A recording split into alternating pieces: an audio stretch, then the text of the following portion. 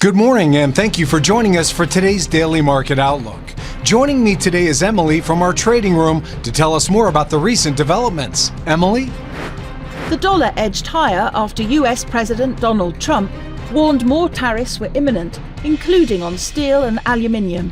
Although US futures and European stocks shrugged off the looming levies and rose. Gold prices continued their record rally on Monday and broke through the key $2,900 level for the first time, driven by safe haven demand as US President Donald Trump's new tariff threats amplified trade war and inflation concerns. Wall Street's main indexes climbed, lifted by Nvidia and other tech-related stocks, while steelmakers surged after US President Donald Trump said he would impose additional 25% tariffs on steel and aluminium imports.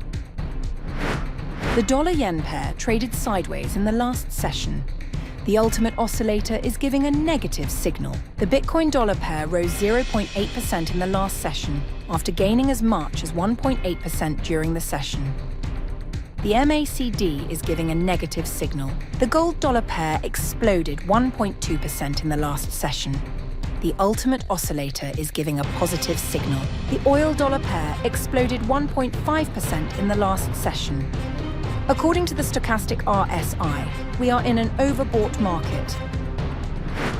The economic calendar in the coming days is rich with data releases that could impact the market.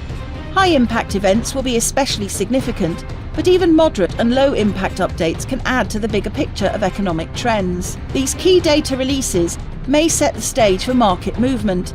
Investors should plan for possible volatility, ensuring strategies are adaptable and informed. We hope that you've enjoyed today's Market Outlook. On behalf of all of us here, we wish you a productive trading day. Be sure to log in tomorrow morning for the latest news and events from the financial markets. Your trusted choice in online trading.